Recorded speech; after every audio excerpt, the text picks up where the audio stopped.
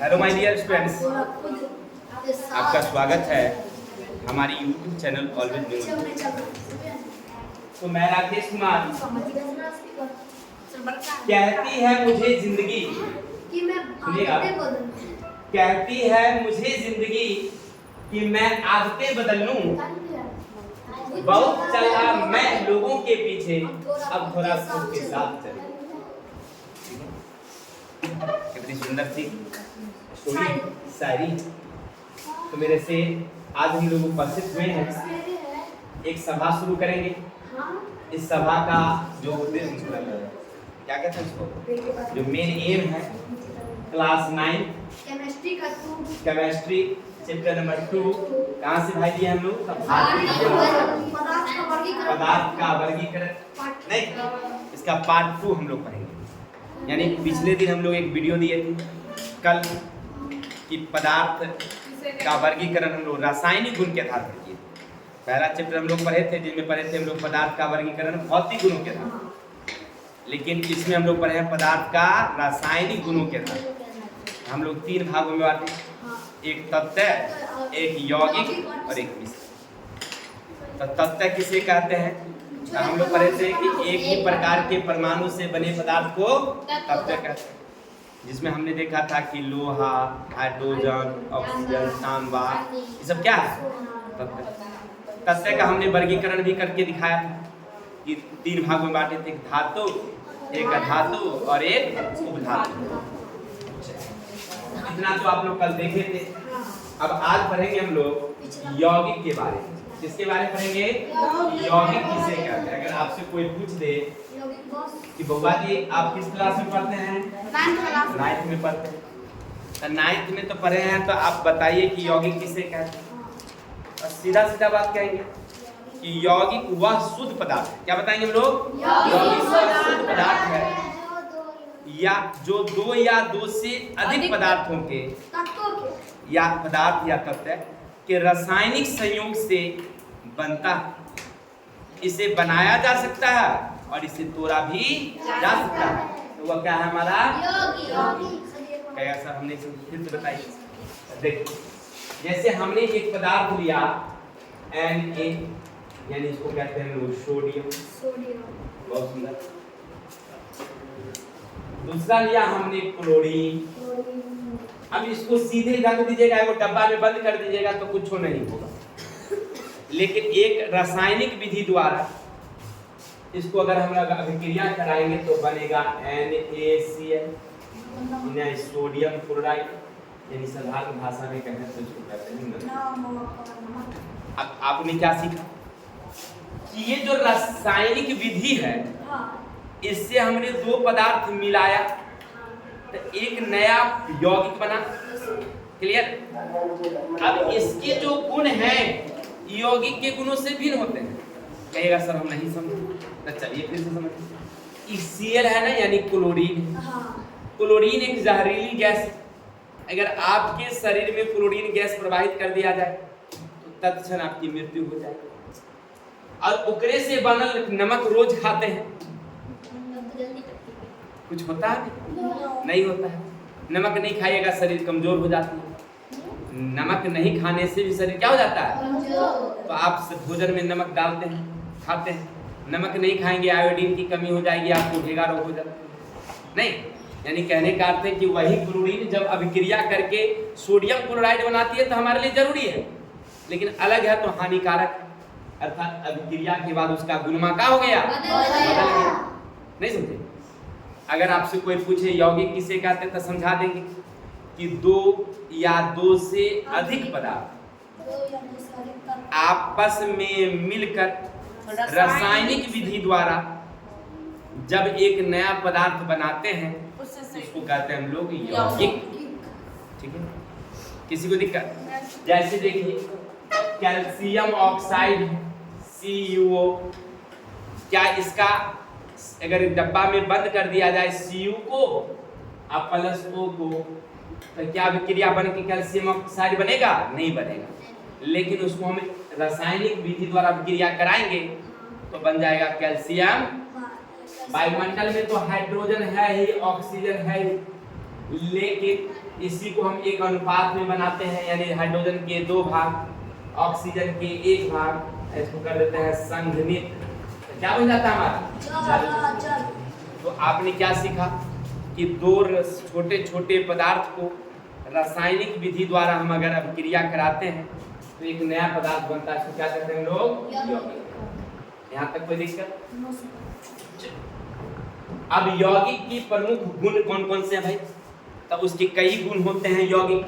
पहला है इनके अवयवी तत्व को किसी भी यांत्रिक या भौतिक विधि द्वारा अलग नहीं किया जा सकता, यानी यांत्रिक विधि हो या भौतिक विधि हो उसके द्वारा हम इसको अलग नहीं कर सकते। जैसे कहे देखिए आपके पास चीनी है, चीनी का सूत्र होता है C12H22O, कार्बन हाइड्रोजन ऑक्सीजन।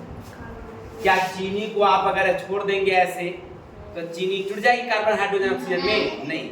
इसको अगर तोड़ना हो, सही से बैठिए पहले आप लोग, अगर इसको तोड़ना हो तो हम एक विधि अपनाते हैं, रासायनिक विधि, तब जाकर के इसको तोड़ सकते हैं। कोई साधारण विधि से ये नहीं, ठीक है, या ना बनने वाला। तो कौन विधि से बनेगा भाई? मतलब अवयवी तत्व को यांत्रिक विधि या भौतिक विधि से हम लोग अलग नहीं कर सकते। माने उनमें जो जो मिलल है, जैसे चीनी में क्या क्या मिला, तो कार्बन हाइड्रोजन ऑक्सीजन, ये इनके अवयवी पदार्थ हैं। कोई दिक्कत? अगर आपसे कोई कहे कि नमक, तो नमक का सूत्र होता है NaCl, इसमें सोडियम और क्लोरीन इसके अवयवी पदार्थ हुए। L का ध्यान दो यहाँ। अब देखेंगे जल H2O, हाइड्रोजन और ऑक्सीजन, इसके क्या हो गए? अवयवी पदार्थ हो गए। समझ में आई बातें? तो ये सब को हम आसानी से अलग नहीं कर सकते और हम न ही साधारण विधि से बना भी सकते। चलिए अब दूसरा गुण देखते हैं। किसी यौगिक के गुण उसके अवयवी तत्वों से बिल्कुल भिन्न होते हैं। जैसे अभी हमने बताया, अभी हमने देखा, एक कार्बन है, एक हाइड्रोजन है, एक ऑक्सीजन है, 3 अलग अलग पदार्थ हैं। तीनों गैसीय रूप में पाया जाता है। कार्बन भी गैस, हाइड्रोजन भी गैस और ऑक्सीजन भी, लेकिन कार्बन के 12 मात्रा, ऑक्सीजन के 22, हाइड्रोजन के 22, ऑक्सीजन के 11 मात्रा, तीनों को संघनित कर दिया हमने, तो हमको क्या मिल गया भाई? चीनी। किसी को दिक्कत? अब ये चीनी जो है, इसका स्वाद, इसका गुण, क्या ये सबके गुण के समान है? भिन्न है कि नहीं है? जैसे हमने अभी दूसरा बताया, हाइड्रोजन क्या है मेरे भाई? गैस।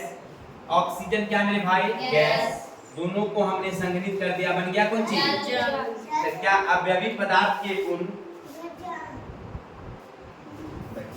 अवयवी पदार्थ के गुण इसके यौगिक के गुण से क्या है?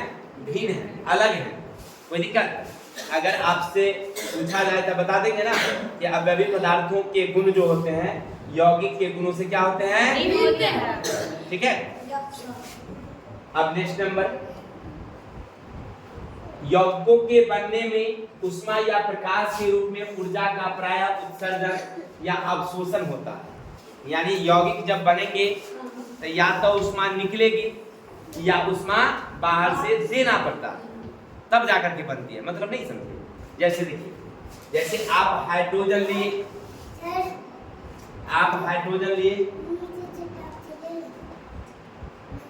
हाइड्रोजन और ऑक्सीजन ले लिए। क्या ले लिए हम लोग? हाइड्रोजन और ऑक्सीजन ले लिए। अब इसको आप जब तक संघनित नहीं करेंगे, यानी इसमें से उष्मा को नहीं खींचेंगे, तब तक जल नहीं बनेगी। क्या? यानी इसमें से उष्मा निकालना पड़ता है। चलिए, आप दिवाली के टाइम में आपके घर पर एक चीज आता होगा उजला रंग का, नहीं आता है? बोरा में पैक करके पिताजी लाते हैं, उसको कहते हैं चूना। ठीक है, ये चूना का नाम है CaO यानी कैल्शियम ऑक्साइड। अब इसको आप 2 डोल पानी नाक में रख देते हैं H2O में, जल में, तो बन जाता है कौन चीज? CaOH calcium hydroxide. साथ ही साथ आप देखिएगा वहाँ पर उष्मा भी बनती है, पूरा बढ़िया गर्म हो जाता है, खदकने लगता है, देखे है ना। तो यहाँ पर उष्मा क्या हो रही है, निकल रही है। तो आप एक में उष्मा दे रहे हैं, दूसरा में उष्मा ले रहे हैं, निकल रहे हैं, नहीं रहे, यानी रासायनिक अभिक्रिया हो रही है। तो यौगिक बनने के लिए यानी कैल्शियम हाइड्रोक्साइड एक प्रकार का यौगिक है, इसको बनने के लिए या बनाने में या तो उष्मा देना पड़ता है या उष्मा लेना पड़ता है, निकलना पड़ता है, ठीक है। यौगिक के द्रव्यनांक और क्वथनांक निश्चित होते हैं, माने सब जितने भी यौगिक हैं सबके जो द्रव्यनांक हैं और क्वथनांक होते हैं वो निश्चित होते हैं। क्या सर हम नहीं समझे? अब देखिए आप यौगिक में लीजिए अलग अलग प्रकार के यौगिक, जैसे एक ले लीजिए आप जल, एक ले लीजिए आप बर्फ ले लीजिए, एक आप ले लेंगे मान लीजिए कोई और दूसरा पदार्थ NaCl ही ले लीजिए, आप ले लीजिए चीनी ले लीजिए, और कोई ले लीजिए। हाँ। अब इसको गलाने का उबालने का अलग अलग तापमान होता है, नहीं होता, सबका एक अपना निश्चित है। ये मान लीजिए 10 डिग्री पर गलने लगेगी, 15 डिग्री पर गलने लगेगी, 0 डिग्री पर गलने लगेगी, 25 डिग्री पर गलने नहीं, यानी सबका द्रव्यनांक और क्वथनांक क्या होता है, अलग अलग होता है। किसी को दिक्कत? हाँ निश्चित, सबका अपना अपना।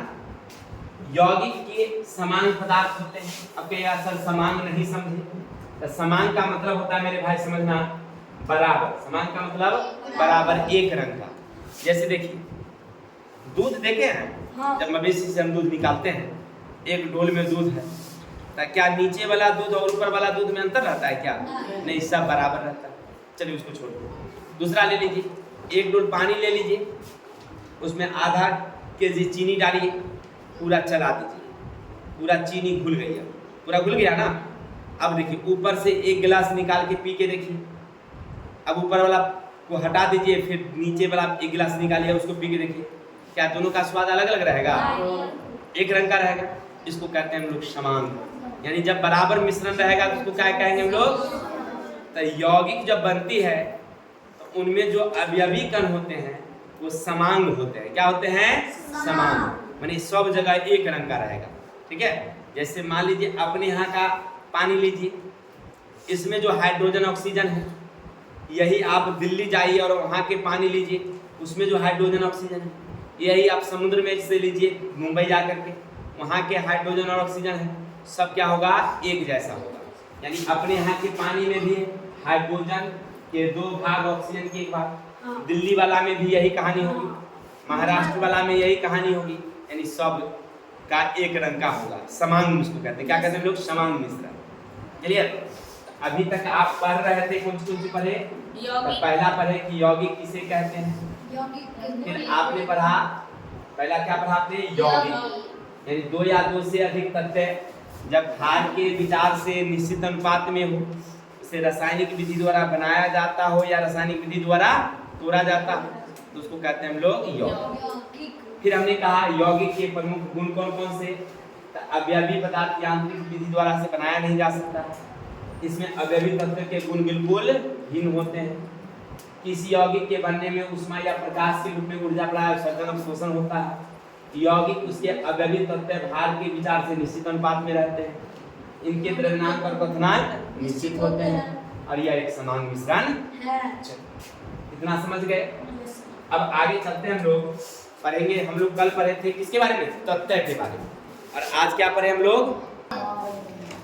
चलिए बजे, तो हम लोग उसमें तत्व देख लिए, यौगिक देख लिए, दोनों में कुछ ना कुछ डिफरेंस तो होगा। क्या हो सकता है डिफरेंस? चलिए देख लेते हैं डिफरेंस। तत्व और यौगिक में कुछ ना कुछ अंतर है, उसको देखते हैं। देखिए तत्व, इसमें किसी विधि से अलग नहीं किया जा सकता, यानी तत्व अगर है आपके पास, जैसे हाइड्रोजन, जैसे ऑक्सीजन, आप उसको कोई विधि से अलग नहीं कर सकते हैं, चाहे वो रासायनिक विधि हो, भौतिक विधि हो, यांत्रिक विधि हो, कोनो विधि रहे वो अलग नहीं। तोड़ते जाइए hydrogen hydrogen hydrogen hydrogen hydrogen hydrogen रहेगा। लेकिन यौगिक को आप तोड़ सकते हैं, रासायनिक विधि द्वारा तोड़ सकते हैं। क्या? जैसे चीनी है, चीनी को आप अगर तोड़ेंगे तो वो टूट जाएगी। कहेंगे सर कैसे टूटता है? देखिए मान लीजिए जैसे एक परख नली ले लेते हैं, इसमें कुछ चीनी के दाने डाल देते हैं, डाल दिए, यहाँ पर कॉर्क लगा दीजिए, कॉर्क लगा दीजिए। अब इसको गर्म करिए, गर्म करिएगा तो आप देखिएगा कि परख नली धीरे धीरे काला होना शुरू हो जाए। और इसमें जब गर्म करके जब छोड़ दीजिएगा तो ये जो ठोस चीज है वो आपको काला दिखाई पड़ेगा। ये चीनी कैसे हो जाएगी? ये है काला। ये क्या है आपका? इसके अलावा यहाँ पर कुछ जल की बूंदे आपको नजर आएगी। क्या बूंदे आएगी? जल की बूंदे। जल कौन चीज से बना है? हाइड्रोजन और ऑक्सीजन। यहाँ हुआ कार्बन, यहाँ हुआ हाइड्रोजन, यहाँ हुआ ऑक्सीजन। इसके और तरीके हैं, उसको विस्तार से हम लोग बाद में देखेंगे, लेकिन समझिए ऐसे कि आप चीनी को रासायनिक विधि से तोड़ दिए, क्या निकल गया? Carbon, hydrogen, oxygen. ठीक है, तो इस तरह से रासायनिक विधि से इसको तोड़ा जा सकता है। चलिए दूसरा, तब एक ही प्रकार के परमाणु का बना होता है, एक के रंग का रहेगा। जैसे हाइड्रोजन है तो खाली उसमें हाइड्रोजन ही रहेगा, ऑक्सीजन है तो खाली ऑक्सीजन ही रहेगा, लोहा है तो केवल लोहे रहेगा, चांदी है तो केवल चांदी ही रहेगा। ठीक, लेकिन यौगिक में विभिन्न प्रकार के परमाणु, कई प्रकार के परमाणु मिल जाते हैं उसमें। जैसे जल, दो चीज रहेगा, hydrogen oxygen. Calcium oxide, calcium और ऑक्सीजन रहेगा। Calcium hydroxide, calcium hydrogen oxygen रहेगा। नमक तो सोडियम और क्लोरीन रहेगा। चीनी तो कार्बन हाइड्रोजन ऑक्सीजन रहेगा। समझ में आ रहा है? तो यौगिक में विभिन्न प्रकार के परमाणु, तत्व में कोई दिक्कत? अगला, तत्व के भौतिक और रासायनिक गुण भिन्न होते हैं। तत्व के भौतिक और रासायनिक गुण भिन्न होते हैं, जबकि यौगिक के भौतिक और रासायनिक गुण, तत्व के भौतिक और रासायनिक गुण क्या होते हैं? क्या होते हैं? विभिन्न होते हैं। अब आगे, तत्व का सूक्ष्म कण क्या कहलाता है? परमाणु, जबकि यौगिक का सूक्ष्म कण कहलाता है अणु। अंतर समझ गया ना? तत्व का जो सबसे सूक्ष्म कण है वो क्या कहलाती है? परमाणु। और यौगिक का सूक्ष्म कण है वो क्या कहलाती है? अणु। इतना समझ गए? तत्व और यौगिक में हम लोग अंतर देख रहे थे, क्लियर। अब थोड़ा सा हम लोग पढ़ लेते हैं मिश्रण के बारे में। चैप्टर तो बहुत लंबा है, 4-5 को वीडियो बनेगा तब जाकर कहीं पूरा होगा। सुनिएगा बउआ जी कि मिश्रण किसको कहते हैं? अगर आपसे कोई पूछ दे कि ए सर आप कौन क्लास में पढ़ते हैं? केमिस्ट्री पढ़े हैं? बिल्कुल पढ़े। तो तनी बताओ तो मिश्रण किकरा नाम है?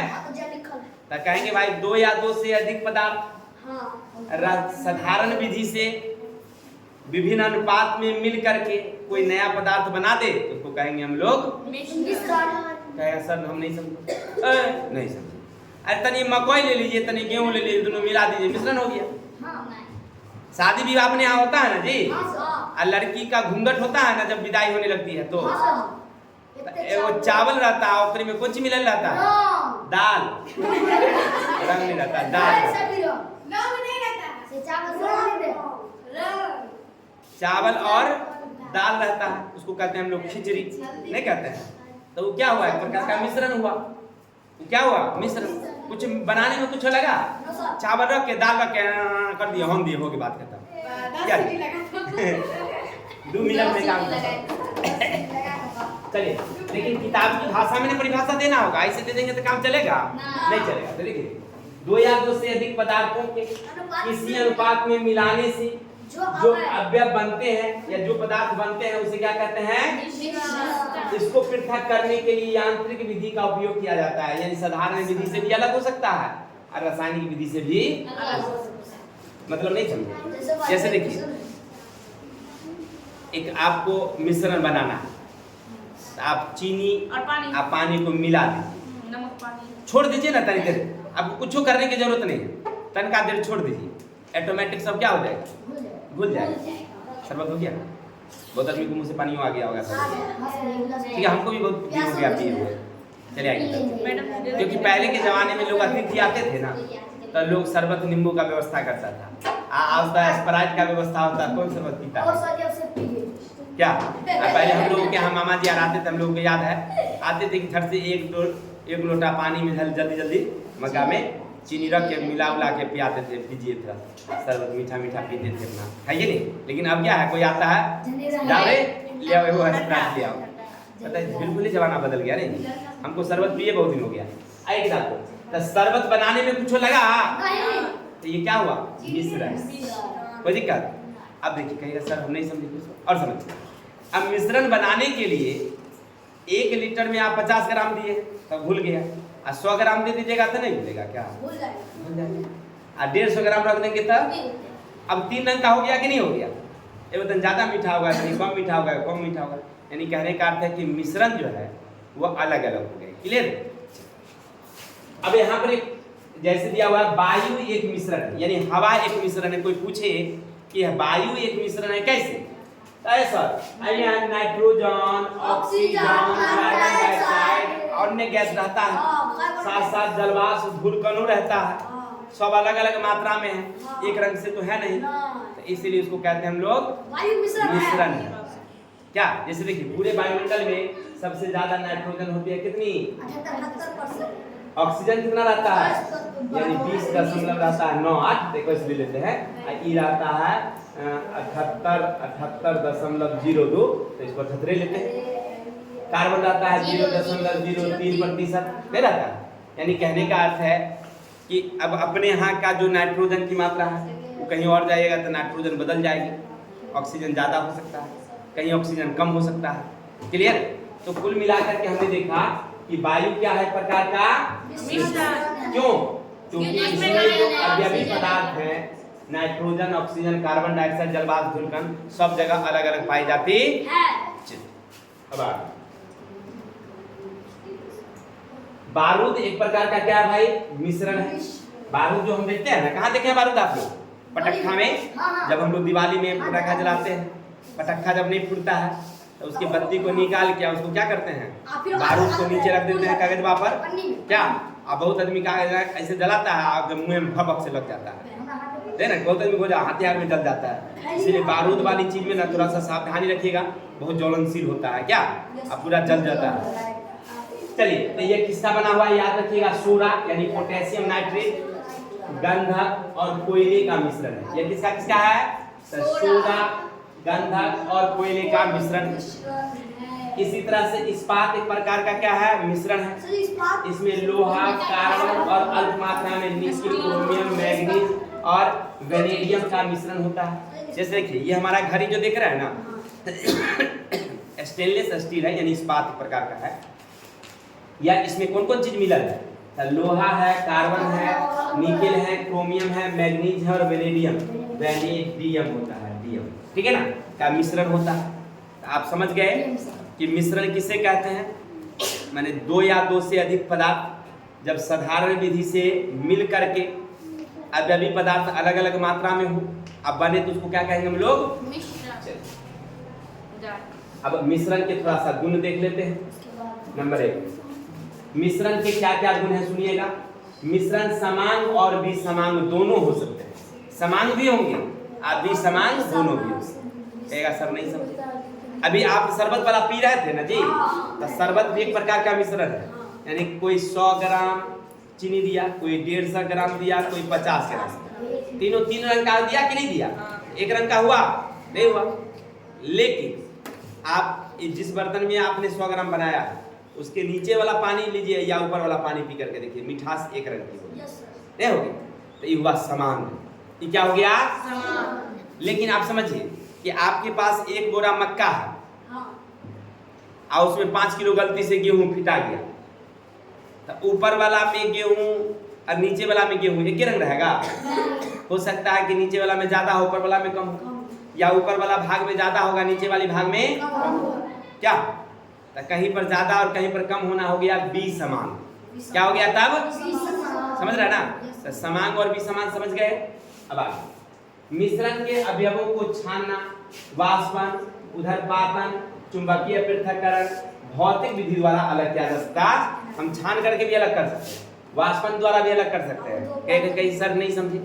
जैसे मान लीजिए आपके पास जल है कि नहीं, या चाय पत्ती देखे ना, चाय पत्ती, तेजपात और मिर्चाई और देते हैं चाय बनाने में।